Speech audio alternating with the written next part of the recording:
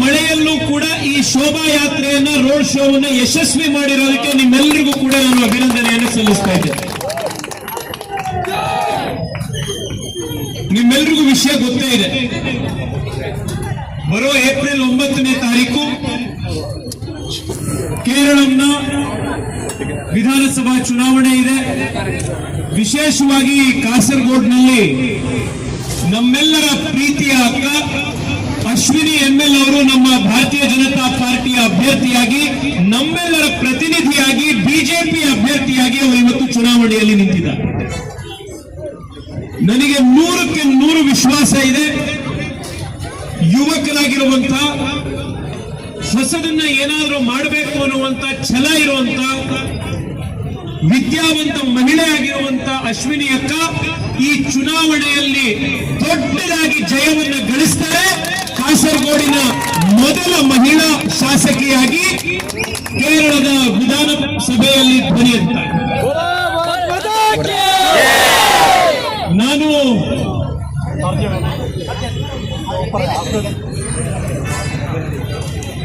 LDF ಸರ್ಕಾರದ ವಿರುದ್ಧ ಇರುವಂತ ಸಿಟ್ಟನ್ನು ತೋರಿಸೋದ್ರ ಜೊತೆಗೆ 10 ವರ್ಷಗಳ ಕಾಲ ಕೇರಳದಲ್ಲಿ ಯಾವುದೇ ಅಭಿವೃದ್ಧಿ ಮಾಡದಲೆ, ಯಾವುದೇ ಡೆವಲಪ್ಮೆಂಟ್ ಮಾಡದಲೆ ಕೇರಳವನ್ನ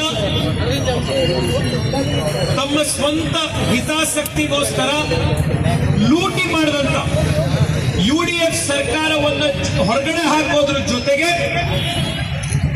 ಭಾರತೀಯ ಜನತಾ ಪಾರ್ಟಿಯ ಅಭ್ಯರ್ಥಿಗಳನ್ನ ಹೊಸ ಹೋಪ್ನ ಜೊತೆಗೆ, ಹೊಸ ಆಶಾ ಕಿರಣದ ಜೊತೆಗೆ ಗೆಲ್ಲಿಸುವಂತ ಚುನಾವಣೆ ಕೂಡ ಬರ್ತಾ ಇರುವಂತ 9ನೇ ತಾರೀಕಿನ ಚುನಾವಣೆ.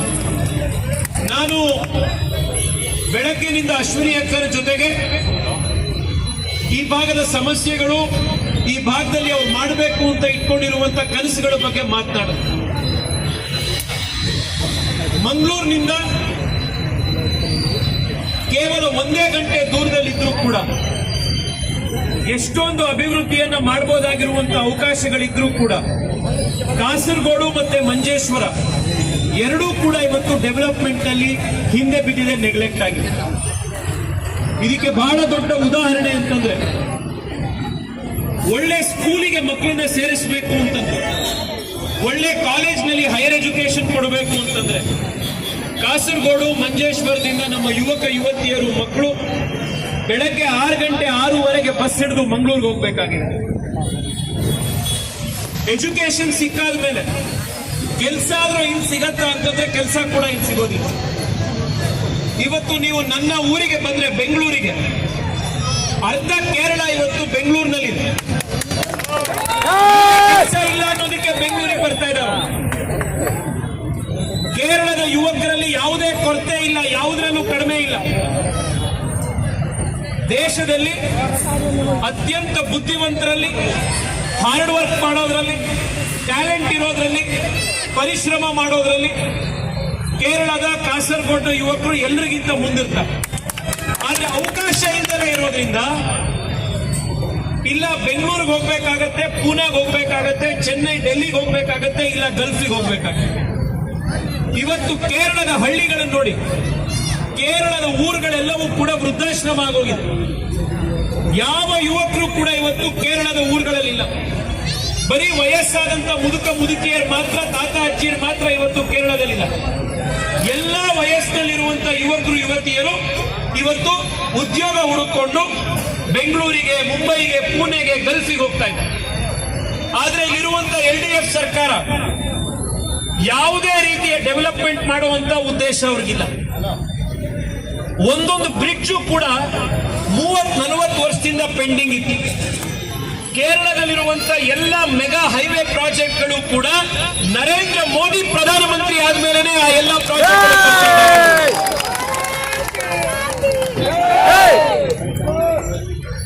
ಒಂದು 4-5 ವರ್ಷದ ಹಿಂದೆ ಕೂಡ ನಾನು ಕಾಸರಗೋಡಿಗೆ ಬಂದಿದ್ದೆ. ಮಂಗಳೂರಿನಿಂದ ಕಾಸರಗೋಡಿಗೆ ಬರುವಷ್ಟೊತ್ತಿಗೆ 3-3.5 ಗಂಟೆ ಆಗಿತ್ತು. ಇವತ್ತು ಕೂಡ ಮಂಗಳೂರು ಏರ್ಪೋರ್ಟ್ ಇಂದ ಕಾಸರಗೋಡಿಗೆ ಎಡನೀರ್ ಮಠಕ್ಕೆ ಹೋಗುವಷ್ಟೊತ್ತಿಗೆ 45 ನಿಮಿಷದಲ್ಲಿ ಮಂಗಳೂರು ಏರ್ಪೋರ್ಟ್ ಇಂದ ಅಲ್ಲಿಗೆ ಹೋಗಕ್ಕೆ ಸಾಧ್ಯ ಆಯಿತು. This is because of Narendra Modi. This this is because of BJP. ನಾನಿಲ್ಲಿರುವಂತ ಎಲ್ಲರಲ್ಲೂ ರಿಕ್ವೆಸ್ಟ್ ಮಾಡ್ತಾ ಇದ್ದೀನಿ, ಒಳ್ಳೆ ರಸ್ತೆ ಬಂದ್ರೆ ಅದು ಹಿಂದೂಗಳಿಗೂ ಉಪಯೋಗ ಆಗತ್ತೆ, ಮುಸ್ಲಿಮ್ಸಿಗೂ ಉಪಯೋಗ ಆಗತ್ತೆ, ಕ್ರಿಶ್ಚಿಯನ್ಸ್ಗೂ ಆಗತ್ತೆ. ಬಿಜೆಪಿ ಡೆವಲಪ್ಮೆಂಟ್ ಮಾಡುವಂತದ್ದು ಯಾವುದೇ ಒಂದೇ ಒಂದು ಕಮ್ಯುನಿಟಿಗಲ್ಲ, ಎಲ್ಲರಿಗೂ ಒಳ್ಳೇದಾಗಬೇಕು ಅಂತ ಬಿಜೆಪಿ ಡೆವಲಪ್ಮೆಂಟ್ ಮಾಡುವುದು. ನಾನಿಲ್ಲಿರುವಂತ ಎಲ್ಲ ತಾಯಂದ್ರಲ್ಲಿ ವಿಶೇಷವಾಗಿ ನಾನು ರಿಕ್ವೆಸ್ಟ್ ಮಾಡ್ತಾ ಇದ್ದೀನಿ, ಅಶ್ವಿನಿ ಅಕ್ಕ ನನ್ನ ಹತ್ರ ಮಾತನಾಡ್ತಾ ಅವ್ರದೇ ಸ್ವಂತ ನೋವನ್ನು ಹೇಳ್ಕೊಂಡ್ರು. ಅವ್ರ ಮನೇಲಿ ಇಬ್ರು ಮಕ್ಕಳು ಸ್ಕೂಲ್ಗೆ ಹೋಗ್ತಾರೆ. ಸುತ್ತ ಕಾಸರಗೋಡ್ನಲ್ಲಿ ಇಲ್ಲ ಯಾವ್ದಾದ್ರು ಒಂದು ಒಳ್ಳೆ ಶಾಲೆ ಕಳಿಸೋಣ ಅಂತಂದ್ರೆ ಸರ್ಕಾರಿ ಶಾಲೆಗಳು ಸರಿಯಾಗಿಲ್ಲ. ಯಾವುದೇ ಪ್ರೈವೇಟ್ ಸ್ಕೂಲ್ ಚೆನ್ನಾಗಾಗೋದಿಕ್ಕೆ ಸರ್ಕಾರ ಪ್ರೋತ್ಸಾಹ ಕೊಡ್ತಾ ಇಲ್ಲ. ಬೆಳಗ್ಗೆ 6:30 ಅವ್ರ ಮಕ್ಕಳು ಹೊರಟ್ರೆ 1 ಗಂಟೆ ಬಸ್ಸು ಟ್ರೈನು ಹಿಡಿದು ಮಂಗಳೂರು ಹೋಗಿ ಅಲ್ಲಿ ಸ್ಕೂಲು ಕಾಲೇಜು ಮುಗಿಸ್ಕೊಂಡು ವಾಪಸ್ ರಾತ್ರಿ 8 ಗಂಟೆಗೆ ಮಕ್ಕಳು ಇವತ್ತು ಇಲ್ಲಿ ಬರಬೇಕಾಗಿದೆ. ಇದು ಅವ್ರ ಮನೇಲಿ ಇರುವಂತ ಮಗುವಿನ ಸಮಸ್ಯೆ ಅಷ್ಟೇ ಅಲ್ಲ, ಕಾಸರಗೋಡ್ನ ಆಲ್ಮೋಸ್ಟ್ ಎಲ್ಲಾ ಮನೆಯಲ್ಲೂ ಇರುವಂತ ಈ ಸಮಸ್ಯೆ. ನನಗೆ ಅಶ್ವಿನಿ ಅಕ್ಕ ಹೇಳಿದ್ರು, ನಾನು MLA ಆಗಿ 5ನೇ ವರ್ಷದ ಒಳಗಡೆ ಇಲ್ಲಿರುವಂತ ಮಕ್ಕಳು ದೂರದ ಮಂಗಳೂರಿಗೆ ದಕ್ಷಿಣ ಕನ್ನಡಕ್ಕೆ ಹೋಗೋದನ್ನ ನಿಲ್ಲಿಸಿ ಇಲ್ಲೇ ಅವರಿಗೆ ಹೈ ಕ್ವಾಲಿಟಿ ಎಜುಕೇಶನ್ ಸಿಗೋದಕ್ಕೆ ಬೇಕಾಗಿರೋದನ್ನ ಮಾಡ್ತೇನೆ. ಅವರ ಕೆಲಸ ಮಾಡಲಿಕ್ಕೆ ಅವಕಾಶ ಆಗಬೇಕು ಅಂದ್ರೆ ನಾವು ಅವರನ್ನ ಗೆಲ್ಲಿಸಬೇಕು, ಅವ್ರಿಗೆ ನಾವು ವೋಟ್ ಹಾಕಬೇಕು. ನಾನಿಲ್ಲಿರುವಂತ ಜನರಲ್ಲಿ ರಿಕ್ವೆಸ್ಟ್ ಮಾಡ್ತಾ ಇದ್ದೀನಿ, ವಿಶೇಷವಾಗಿ ಇಲ್ಲಿ ಕನ್ನಡ ಮಾತನಾಡುವಂತ ಜನ ಬಹಳ ದೊಡ್ಡವರಿದ್ದೀವಿ ನಾವು. ಆದ್ರೆ ಇಲ್ಲಿ UDF ಇರಲಿ LDF ಸರ್ಕಾರ ಇರಲಿ, ನಿಮಗೆ ಅಪ್ಲಿಕೇಶನ್ ಇರ್ಬೋದು, ಫಾರ್ಮ್ ಫಿಲ್ಅಪ್ ಮಾಡುವಂತದ್ದು ಇರ್ಬೋದು, ಸರ್ಕಾರಿ ಕಚೇರಿಲಿ ಹೋದ್ರೆ ವ್ಯವಹಾರ ಮಾಡುವಂತದ್ದು ಇರ್ಬೋದು, ಎಲ್ಲೂ ಕೂಡ ಕನ್ನಡ ಭಾಷೆ ಮಾತನಾಡುವಂತವರಿಗೆ ಇಲ್ಲಿ ಅವಕಾಶ ಆಗ್ತಾ ಇಲ್ಲ. ಮಲಯಾಳಿ ಭಾಷೆಗೆ ಎಷ್ಟು ಪ್ರಾಮುಖ್ಯತೆಯನ್ನ ರಾಜ್ಯದಲ್ಲಿ ಕೊಡ್ತಾರೋ, ಮಂಜೇಶ್ವರದಲ್ಲಿ ಮತ್ತು ಕಾಸರಗೋಡ್ನಲ್ಲಿ ಕನ್ನಡ ಭಾಷೆಗೂ ಅಷ್ಟೇ ಪ್ರಾಮುಖ್ಯತೆ ಸಿಗಬೇಕು. ಆ ಕೆಲಸವನ್ನ ಅಶ್ವಿನಿ ಅಕ್ಕ ಗೆದ್ದಲ್ಲಿ ಮಾಡ್ತಾರೆ ಅನ್ನುವಂಥದ್ದನ್ನು ಕೂಡ ಈ ಸಂದರ್ಭದಲ್ಲಿ ಹೇಳ್ತಾರೆ. ಇನ್ನು ರಸ್ತೆಯಲ್ಲಿ ಬರಬೇಕಾದ್ರೆ ನಾನು ಆಸ್ಟರ್ ಆಸ್ಪತ್ರೆ ನೋಡಿದೆ. ನಮ್ಮ ಕಾರ್ಯಕರ್ತರಿಗೆ ಕೇಳಿದೆ, ಈ ಆಸ್ಟರ್ ಆಸ್ಪತ್ರೆ ಏನೋ ಪ್ರೈವೇಟ್ ಆಸ್ಪತ್ರೆ ಆಯಿತು, ಅಲ್ಲಿ ಯಾವುದೇ ಟ್ರೀಟ್ಮೆಂಟ್ ತಗೊಳ್ಬೇಕು ಅಂತಂದ್ರೆ 5 ಲಕ್ಷ 10 ಲಕ್ಷ ರೂಪಾಯಿ ಬಿಲ್ ಆಗುತ್ತೆ.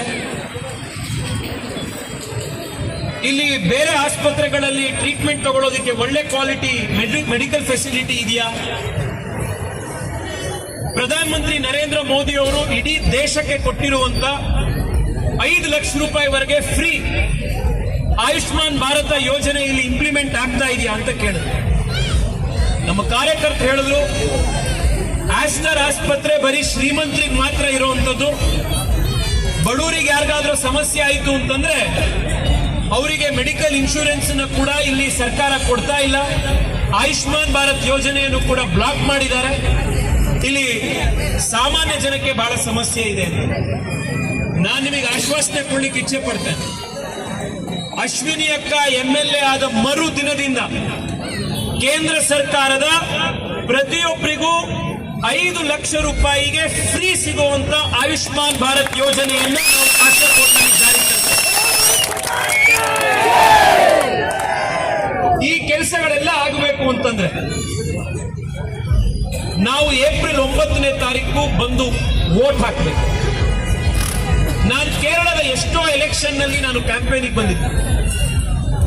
ಬೇಜಾರಾಗೋದೇನು ಅಂತಂದ್ರೆ ಎಲೆಕ್ಷನ್ ದಿವಸ ನಮ್ಮ ಮತದಾರರು ಹೊರಗಡೆ ವೋಟ್ ಹಾಕ್ಲಿಕ್ಕೆ ಬರೋದು. ನಾವಿವತ್ತು ಇಷ್ಟು ಧಾರಾಕಾರ ಮಳೆ ಇದ್ರೂ ಕೂಡ ಒಬ್ಬ ಹೆಣ್ಮಗಳು ಅಶ್ವಿನಿ ಅಕ್ಕ ಹೊರಗಡೆ ಈ ಮಳೆಯಲ್ಲಿ ಅಂಜದೆ, ಕಾರ್ಯಕರ್ತರು ಮಳೆಯಲ್ಲಿ ಅಂಜದೆ, ನಾವೆಲ್ಲರೂ ಕೂಡ ಹೊರಗಡೆ ಬಂದು ನಿಮ್ಮ ಬೆಂಬಲವನ್ನು ಕೇಳೋದಕ್ಕೆ ನಾವು ಬಂದಿದ್ದೀವಿ. ನಾನು ನಿಮ್ಮೆಲ್ಲರನ್ನು ಕೈ ಮುಗಿದು ಮನವಿ ಮಾಡ್ತಾ ಇದ್ದೀನಿ, ಈ ಚುನಾವಣೆಯನ್ನು ನಾವು ಗೆಲ್ಲಿಲ್ಲ ಅಂತಂದ್ರೆ ಮುಂದಿನ ಚುನಾವಣೆ ಮತ್ತಷ್ಟು ಕಷ್ಟವಾಗತ್ತೆ, ಮತ್ತಷ್ಟು ಕಷ್ಟ ಆಗತ್ತೆ. ಮಂಜೇಶ್ವರ ಇರ್ಬೋದು, ಕಾಸರಗೋಡು ಇರ್ಬೋದು, ನಾವು ಚಿಕ್ಕ ಚಿಕ್ಕ ಮಾರ್ಜಿನ್ ನಲ್ಲಿ ಸೋತಿರುವಂತಹ ಚುನಾವಣೆಗಳು. ಈ ಬಾರಿ ನಾವು ಒಂದೊಂದು ಮನೆಗೆ ಭೇಟಿ ಕೊಡ್ತೇವೆ, ಪ್ರತಿ ಮನೆಗೆ ನಮ್ಮ ವೋಟರ್ ಸ್ಲಿಪ್ ಅನ್ನು ತಲುಪಿಸ್ತೇವೆ. ಪ್ರತಿ ಮತದಾರರನ್ನ ಹೊರಗಡೆ ಕರ್ಕೊಂಡು ಬಂದು ಏಪ್ರಿಲ್ 9ನೇ ತಾರೀಕು ಕಮಲದ ಗುರುತಿಗೆ, ತಾವರೆ ಹೂವಿನ ಗುರುತಿಗೆ, ಭಾರತೀಯ ಜನತಾ ಪಾರ್ಟಿಗೆ, ಅಶ್ವಿನಿ ಅಕ್ಕಂಗೆ ವೋಟ್ ಹಾಕಿಸ್ತೇವೆ. ಕಾಸರಗೋಡ್ನ ಇತಿಹಾಸದಲ್ಲಿ ಪ್ರಪ್ರಥಮ ಬಾರಿಗೆ ಒಬ್ಬ ಮಹಿಳಾ ಶಾಸಕಿಯನ್ನ ಆಯ್ಕೆ ಮಾಡಿ ವಿಧಾನ ಪರಿಷತ್ತಿಗೆ, ವಿಧಾನಸಭೆಗೆ ನಾವು ಆಯ್ಕೆ ಮಾಡಿ ಕಳಿಸ್ತೇವೆ ಅನ್ನುವಂತ ಈ ಸಂಕಲ್ಪವನ್ನು ಇವತ್ತು ನಾವು ಮಾಡಬೇಕಾಗಿದೆ. ಕಡೆಯದಾಗಿ ನಾನು ನಿಮ್ಮಲ್ಲಿ ರಿಕ್ವೆಸ್ಟ್ ಮಾಡ್ತಾ ಇದ್ದೀನಿ, ಸ್ನೇಹಿತರೆ, ಕೇರಳದಲ್ಲಿರುವಂತಹ ಸವಾಲುಗಳು ನಿಮ್ಮೆಲ್ಲರಿಗೂ ಗೊತ್ತಿದೆ. ಇಲ್ಲಿರುವಂತ UDF ಸರ್ಕಾರ ಆಗ್ಲಿ, LDF ಸರ್ಕಾರ ಆಗ್ಲಿ, ನಮ್ ಯಾರಿಗೂ ಸಹಾಯ ಮಾಡಕ್ ಬರುವಂತ ಸರ್ಕಾರಗಳಲ್ಲ. ಇಲ್ಲಿರುವಂತ ಎಲ್ಲ ಸಮಸ್ಯೆಗಳನ್ನು ಎದುರಿಸಬೇಕು ಅಂತಂದ್ರೆ ಭಾರತೀಯ ಜನತಾ ಪಾರ್ಟಿ ಗೆಲ್ಲಬೇಕಾಗಿದೆ. ನನಗೆ ಬಹಳ ವಿಶ್ವಾಸ ಇದೆ, ಈ ಸತಿಯ ಚುನಾವಣೆಯಲ್ಲಿ ತ್ರಿವೇಂದ್ರಂನ ಮೇಯರ್ ಎಲೆಕ್ಷನ್ ಏನಿತ್ತು ಅದು ಬರೀ ಟ್ರೈಲರ್ ಅಷ್ಟೇನೆ. ಪೂರ್ತಿ ಪಿಕ್ಚರ್ 9ನೇ ತಾರೀಕು ಬಾಕಿ ಇದೆ. ನಾವು ಮೇಯರ್ ಎಲೆಕ್ಷನ್ ಅಲ್ಲಿ ಏನ್ ಟ್ರೇಲರ್ ತೋರಿಸಿದ್ವಿ, ಅದಕ್ಕಿಂತ ಧಮಾಕ ಆಗಿರುವಂತ ಫುಲ್ ಪಿಕ್ಚರ್ ಅನ್ನ ಏಪ್ರಿಲ್ 9ನೇ ತಾರೀಕು ನಾವು ಜನಕ್ಕೆ ತೋರಿಸಬೇಕಾಗಿದೆ. ಈ ಬಾರಿ ಕೇರಳದ ಇತಿಹಾಸದಲ್ಲಿ the best ever performance of BJP ಈ ಎಲೆಕ್ಷನ್ ಅಲ್ಲಿ ಆಗತ್ತೆ, ನಮ್ಮೆಲ್ಲ ಕಾರ್ಯಕರ್ತರ ಬಲದಿಂದ ಆಗತ್ತೆ ಅಂತ ಹೇಳ್ತಾ ಮತ್ತೆ ಅಭಿನಂದನೆಯನ್ನ ಮಾಡಿ, ಅಶ್ವಿನಿ ಅಕ್ಕನ ಹೆಸರಲ್ಲಿ ಈಗಾಗಲೇ ML ಅಶ್ವಿನಿ ಅಂತ ಇದೆ. ಅವ್ರಾಗಲೇ 2 ಇನ್ಷಿಯಲ್ ಇಟ್ಕೊಂಡ್ಬಿಟ್ಟಿದ್ದಾರೆ. ನಾವು ಮಾಡಬೇಕಾಗಿರೋದು ಒಂದೇನೆ, A1 ಸೇರಿಸಬೇಕಾಗಿದೆ. MLA ಅಶ್ವಿನಿ ಆಯ್ತು ಅಂತಂದ್ರೆ ಅದು ಕಾಸರಗೋಡಿಗೆ ಹೊಸ ಡೆವಲಪ್ಮೆಂಟ್ ನ ಹೊಸ ಚಾಪ್ಟರ್ ಪ್ರಾರಂಭ ಆಗುತ್ತೆ. ಗೋಲ್ಡನ್ ಪೀರಿಯಡ್ ಆಫ್ ಕಾಸರಗೋಡ್ ಪ್ರಾರಂಭ ಆಗುತ್ತೆ. ಈ ಉತ್ಸಾಹವನ್ನ ಮುಂದಿಟ್ಕೊಂಡು ಹೋಗೋಣಂತೆ, ಅಶ್ವಿನಿ ಅಕ್ಕನ ಭಾರತೀಯ ಜನತಾ ಪಾರ್ಟಿಯನ್ನ ಗೆಲ್ಲಿಸೋಣಂತೆ. ನನ್ನ ಜೊತೆಗೆ ಎರಡೂ ಕೈ ಮುಷ್ಟಿ ಕಟ್ಟಿ ಮೇಲೆ ಹೇಳಿ, ಭಾರತ್ ಮಾತಾ ಕೀ, ಭಾರತ್ ಮಾತಾ ಕೀ.